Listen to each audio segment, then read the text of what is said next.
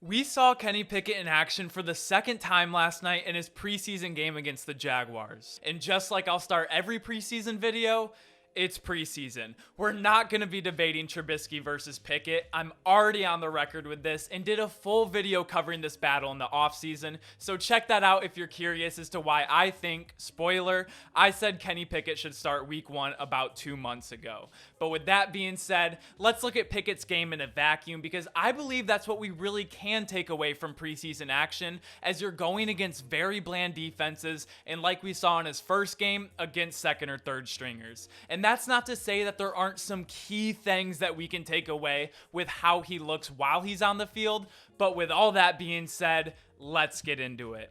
And I think one of the things to say about Kenny Pickett's game is there's a lot of good we can take away. And trust me, we will break those things down. But probably more importantly, there's really not any real negatives to take away from these games so far either. At least to the point where we're seeing any red flags. I mean, in his first 2 games, he's 19 of 22 with 3 touchdowns and doesn't have an interception in either game. And one of those incompletions came this week via a spike in a 1-minute offense situation. And since we only have 7 passing attempts from this week, and a lot of you really wanted to see a Kenny Pickett breakdown, we can look at some plays from both games to get a full picture. And I think the first and maybe most important thing worth mentioning is Pickett realized earlier than almost any young quarterback that the job of the quarterback is simply to complete passes. And he did so at such a high level. Whether it was just dumping the ball off into the flats off of a play action boot, or if he had a really simple 1-level slant to flat read, or he had to read the leverage pre-snap knowing where there would be empty space to fit the ball in, he went against everything human nature would tell us. When you're the 3rd string quarterback, the only first-round pick in the draft, the stadium's chanting your name, your whole college team's in attendance, and the other 2 quarterbacks playing well before you, everything would tell us that we need to do things to prove that we deserve to be a first-rounder, prove we're the more athletic or the quarterback with the biggest arm, but he didn't. He looked so calm and composed and had the body language that says, we're going to celebrate successful drives, points, and wins, not flashy highlight plays. And he did just that. By not trying to win everyone over, he won everyone over. But now let's look at some more specific traits I saw in some other plays that was a bit more than this. And on a play like this is where Pickett just doesn't look like a rookie. And not only is he a rookie, he hasn't played a single meaningful snap in the NFL yet. So on a play like this where the tight end's going to push vertical to try and get the linebacker off of his zone, or at least in the back end of it, and we're going to have 2 under routes underneath it. So that's what Pickett's looking for. So pre-snap, he really likes this read out to the top of your screen. He's going to look off the safety to the left of the field, look to the left, and then come back to it, and it's going to be open. He's going to set up ready to fire right now, but then he sees this. And as Pickett's ready to drive on this ball, so is this cornerback. He's coming down very hard, and Pickett knows that this is going to be a couple things. It's either going to be a deflected pass, a heavily contested catch, or a poor place ball is going to be a pick 6. So most rookies are going to trust their legs and try and scramble, and they trust it a lot more than what they see downfield, but not Kenny Pickett. He reloads, goes to his next read, sees it open, doesn't think twice about it, and hits it over the middle of the field. And I know this is just a 5-yard gain, but it's just so much more than that. Because as the pressure's getting there from his blind side, the pocket's collapsing, he likes his read, it's there, he's getting ready to throw it, and he gets off of it. This is where a lot of people would look up for a lane to run, but he immediately just goes to his next read, and I just can't tell you how uncommon this is for a rookie to be doing this in this stage of their game. And we saw earlier on how good his pre-snap reads are, but his post-snap processing might be even faster because right now we don't know what covers the defense in. We don't know if it's man or zone, or if it's man here, zone here. But what he's looking at is this receiver is going to run a stick route and this running back's going to run a swing pass. And what he wants to know if this corner's in man or zone. If he's in zone, then he's going to sit here on the flats and he's not going to throw this. But if it's man, then he knows this linebacker is going to have the running back, and that's the matchup he wants. So let's see how long it takes Pickett to realize it's man coverage. And the answer is not long. On the snap of the ball, his eyes immediately go to the corner. And as soon as he sees man turn, he's getting the ball out right now in less than a second.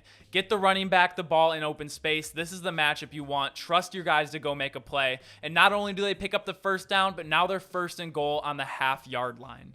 And recognizing coverages post-snap is what all young quarterbacks have to deal with. So on a play like this, again, where we have the tight end pushing vertical, trying to see if it's man or zone. If the corner takes him, it's man. If he doesn't, it's going to be zone. And if it is man, then he knows he's going to get his running backs in the flat again. And this linebacker is going to have to go across the field to try and make a play on it. And again, we have another touchdown just because Kenny Pickett's able to not do the flashy thing. This isn't a fade route. This isn't a tight window corner route, but he recognizes the coverage immediately and makes the best football play. And now his team is celebrating in the end zone.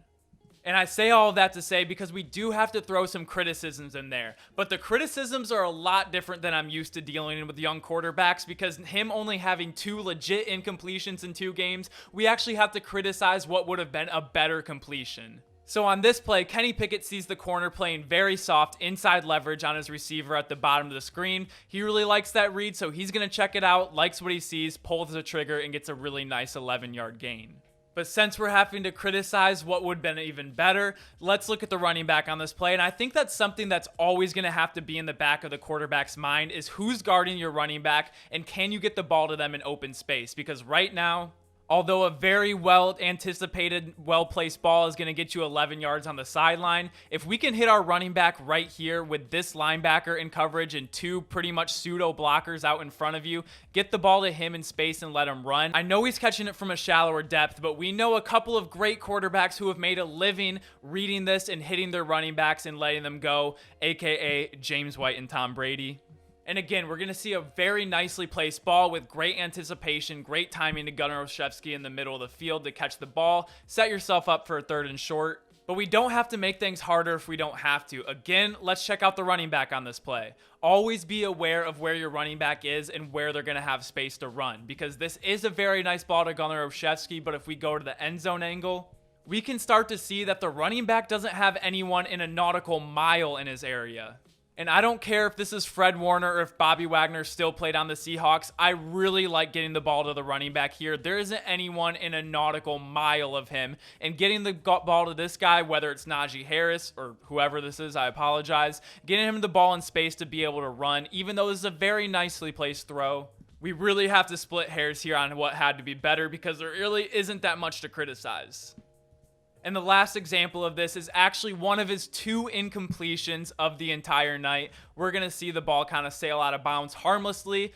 But again, let's check the running back in the middle of the field. I know you're not going to want to see the running back get the ball every single play, but if you're going to get a running back on an option route on a linebacker, I really like this matchup, and he's going to have a ton of space to work with on the sidelines, pick up a 1st down, and possibly a lot more. And I think the only real miss that he had in either of these 2 games was on this play right here, the 4th and 1, where he's going to play action, boot, roll out, and he's going to end up taking the sack on this play from Boye Mafe. This is at the end of the game. This is a huge play right here. You got to pick this up. And this would be an incredibly hard play to make right here, but we see the great quarterbacks, and as a 1st-round talent and the way he's been playing, this is kind of the standard that we have to hold him up to. You got to hit your tight end coming up right here. And I know the presence of a 265-pound beast right in front of you would be really intimidating, but this window, there's going to be a few different windows here where you could hit this. We see guys like Joe Burrow, Patrick Mahomes, Aaron Rodgers make throws like these all the time in tight windows, but you got to throw it, pick up the 1st down, especially in late game situations on 4th down. We got to have this right here. His eyes aren't going there. His tight end does a good job finding open space, can probably do a better job carrying across the field because this defender on the play side still has to pick up the running back.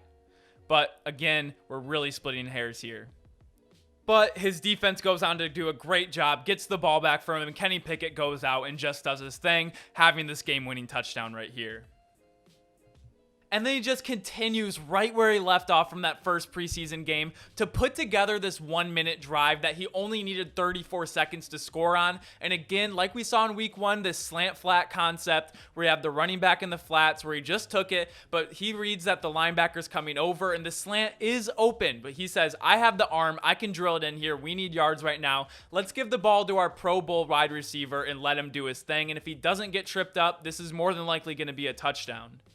And then to go on and not feel the pressure with 1 minute left, you just got thrown into a game cold. Going against the Jaguars 1 defense, by the way. Go in there, look so calm and composed. No, you don't need it all in one play. You still have some timeouts to deal with. Read it, take the space pre-snap, pick up 10 yards. And then 2 plays later, go from throwing an absolute seed to Deontay Johnson over the middle offense to get a touchdown.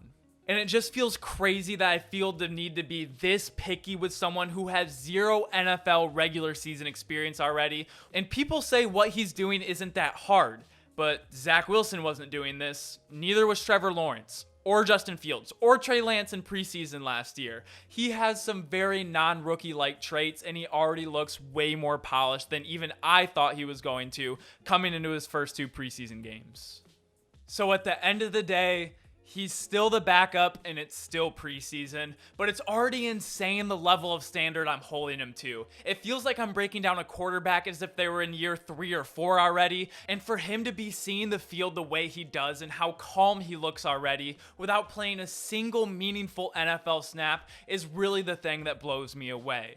But that's just what I think about Kenny Pickett's game. Let me know what you guys think. Make sure to like this video if you like videos like these. Comment down below what you think and who should be the starter week 1, or if you think Pickett should come in, which week should he come in. Make sure to subscribe if you enjoy daily NFL content. Thank you guys all so much for watching. That's all I have for you today. But as always, I will see you all tomorrow. Peace!